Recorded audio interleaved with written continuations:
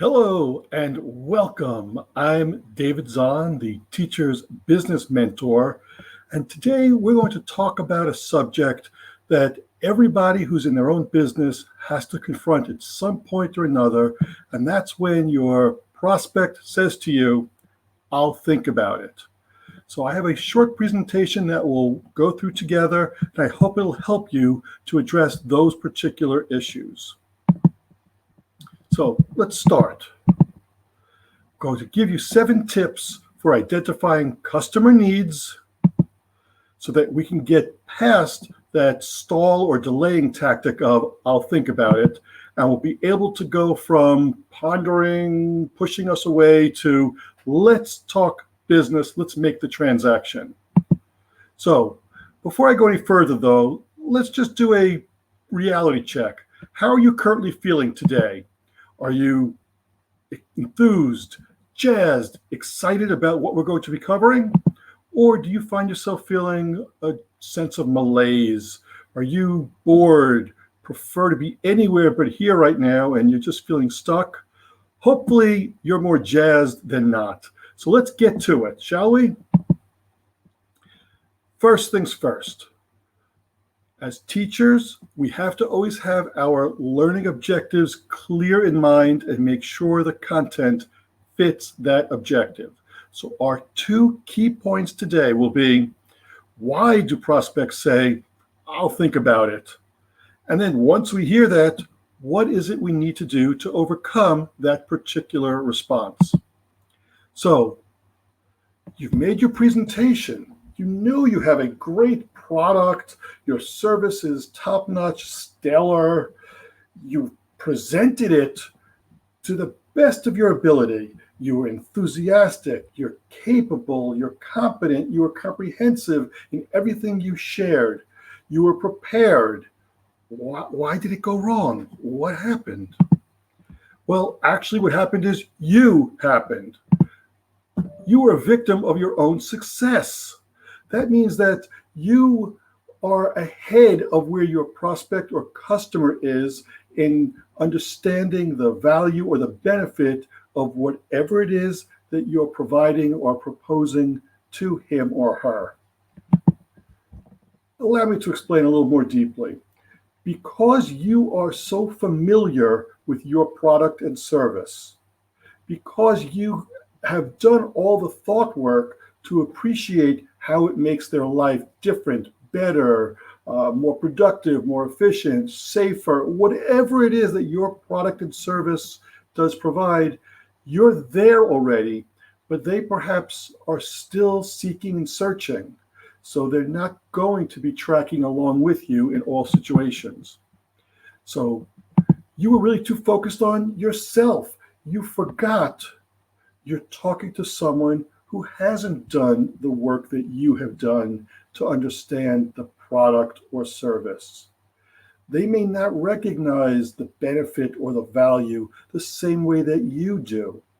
They're not necessarily unable to understand, they just simply haven't spent the time you have, or they're confused about different options, or they're concerned about implications that perhaps are intuitively understood by you, and they're still wrestling through that and still trying to understand the risks, the rewards, the benefits, etc. So you likely shared what you deem to be most important. You probably focused on the features that are most salient to how you view the situation. Unfortunately, we make the leap thinking that others think like we think, and we don't recognize that they may have a very different prioritization of requirements or needs or things that they're viewing as a challenge.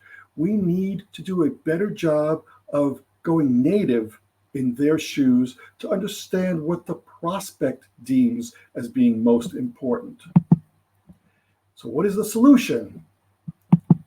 Very simply, focus on their reality, not our own.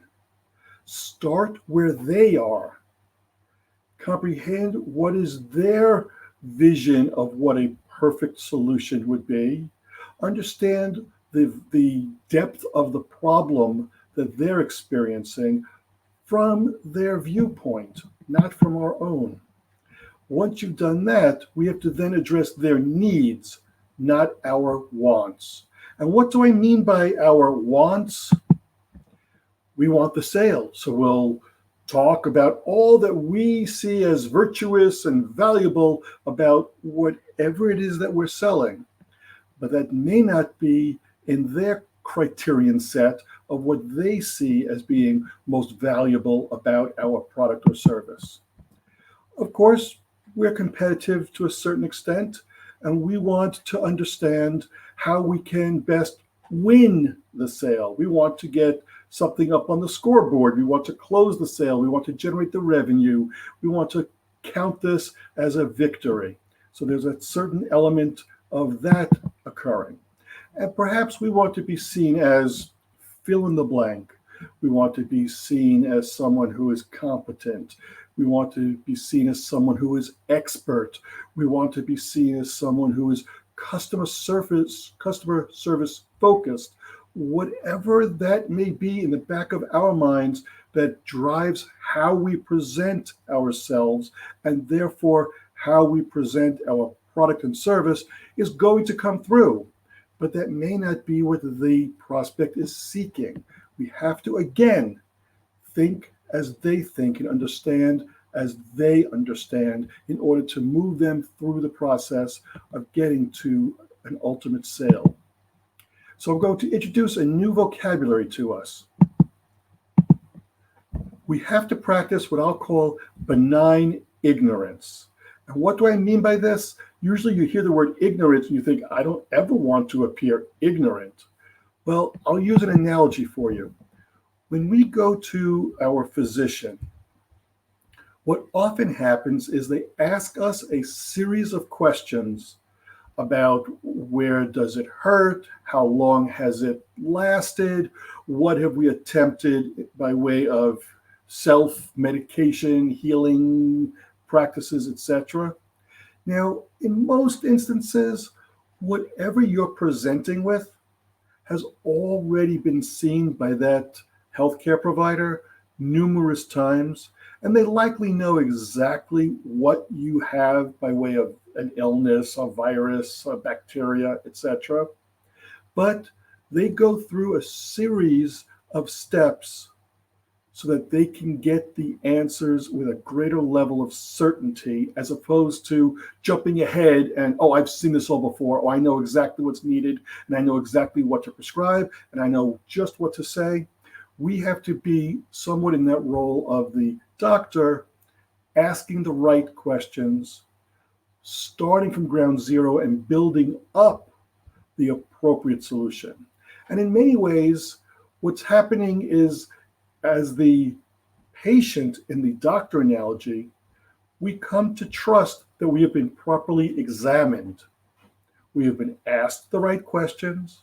He or she has ascertained what is exactly the issue that we are confronting, as opposed to if they just were to immediately prescribe something without having done some kind of cursory examination. We would have a whole lot less trust that we were being treated correctly. That analogy holds for sales as well, in that we have to get the prospect to recognize that whatever solution we are providing is based on their understanding, their needs, their requirements, and not our own. For those of us that are a little bit older, you may remember there was a television program way back when called Columbo, which starred the actor Peter Falk, who was a police detective. And invariably, he knew exactly who the criminal was, how the crime was committed, but he would ask a series of questions, and then he often would ask the same question to multiple people, or even to the very same person, just to verify that the answers hadn't changed. And by so doing, he very often would help us as the viewer cobble together exactly what had occurred in the criminal setting, who was responsible, how the crime was committed, etc. All because he didn't leap to an immediate belief or assumption on what had occurred, but rather did the due diligence to ask the questions to understand the situation as completely, as comprehensively as necessary to make a final determination on what the exact event was. So,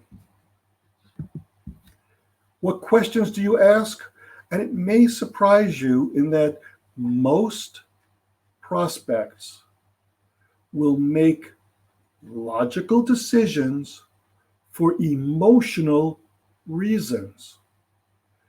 We tend to think if we provide facts and data that should be enough to convince someone to make an appropriate decision. In the reality, though, people will make a decision based primarily on emotion and then find the logic to provide the support for it. So we have to address the emotion of the solution that we're suggesting. So how do you do that exactly? Well, you'd ask questions like, how would it feel if? What would you experience when? Questions that drive at that emotional component of the success occurring. Only then can you then speak to, here's how we will do it, and provide the data, the logic, the process, the procedures, etc. But if you haven't established essentially what's in it for me as your prospect, I'm going to be much more likely to question, to doubt, to object to your data. You hear a lot of, yeah, but, or, well, what abouts? However, though, if you started with the putting your prospect in the post-solution implementation stage and saying, how does it feel? How would you respond? How would you experience kinds of questions? They're much more likely to be able to go down the path because they see what's in it for them. So I'm going to introduce what we're calling somewhat euphemistically the FU approach, the F being for you. And these are the things that we're going to focus on, the kinds of questions that we're going to ensure we have covered, asked, and had answered so that we can avoid the I'll think about it, because we will have ascertained exactly what it would take for that prospect to recognize the value that your product or solution provides. It is key for us to understand prospects do not buy solely and purely on price. What they will buy is on an understanding of value. And if we haven't helped them recognize the value, then the only thing they have to grab onto is the cost, is the price. And then you're almost guaranteeing you're going to get into a situation of either doubt, I need to think about it, or discount requests. And then you're on the hook. Do I give away the business? How much do I give away, etc.? So the product, the service that you're offering has to meet at least one, if not more, of the following F characteristics. The first one, we'll call it fulfillment. Will this offering that you have meet the stated needs and objectives of the prospect? And obviously, if you have not done the work to recognize what those needs are, it gets really difficult. And it's almost like playing that children's birthday party game, pin the tail on the donkey, where you're just not really sure where exactly am I aiming because you're blindfolded, you're guessing, you're assuming. So it's really key that we understand up front what are their needs, what are their objectives, and how our product and or service best meets that or fulfills it. Next one, fiduciary. Can the product be cost And I put that in capital letters. Cost justified. This is different than price justification. A cost justification speaks to, is there value, is there worth in this solution from a monetary perspective? The price justification is when they'll say, am I really ready to hand over my cash or write the check or give the credit card for processing? That's when there might be some further discussion around the exact pricing elements. But they have to first say, I see the value, I see the worth, there's an ROI, return on investment, attached to this purchase.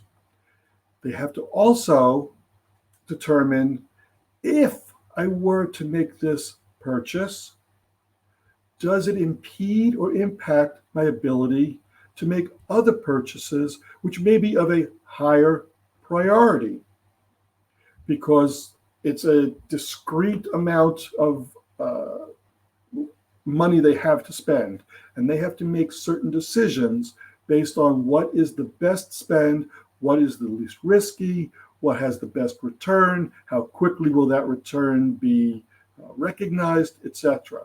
So we have to understand their decision-making process and ensure that our offer meets their fiduciary requirements.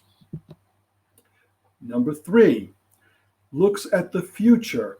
Will the product, will this particular service require ongoing maintenance? So it's not just the initial cost, but is there going to be additional costs to maintain online service, to maintain the product's ability to function?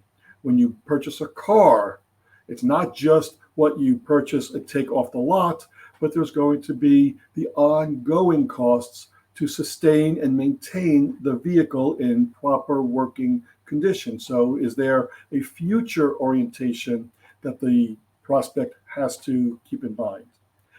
Perhaps they're looking at, I can use this product or service now, but will it grow as my needs expand? Or do I have to start all over again? So these kinds of future-oriented requirements will very often be part of the decision criteria, and we have to be sure that we have an appropriate answer for it. F number 4, freedom.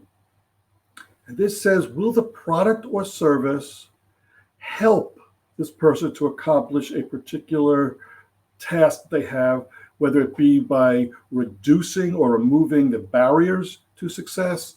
Will it shorten the time to accomplish the task? Will it increase the accuracy of results?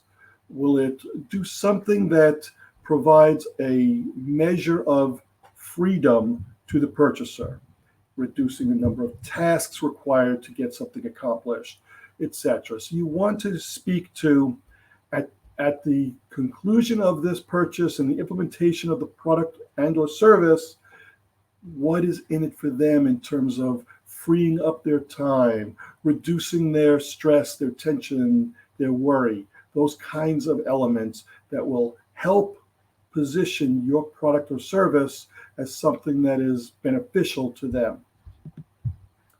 Our 5th F, feelings. As I had mentioned earlier when we spoke of the emotion, will this particular purchase allow for the prospect to have positive feelings, positive outcomes? Does it in some way reflect on them and improve or increase their self-image, their self-esteem, because they're so clever or creative or insightful, or something that speaks to, by virtue of their making this purchase, it's a reflection on who they are? Does it perhaps position them as being professional? They're very capable, they're very competent, they recognized a particular opportunity or problem, and they brought that solution into the family or into the company, depending on what it is that we're offering and who it is that we're offering it to. Does it help them position themselves with their cohort group, whether that's the family, neighbors, colleagues at work, etc.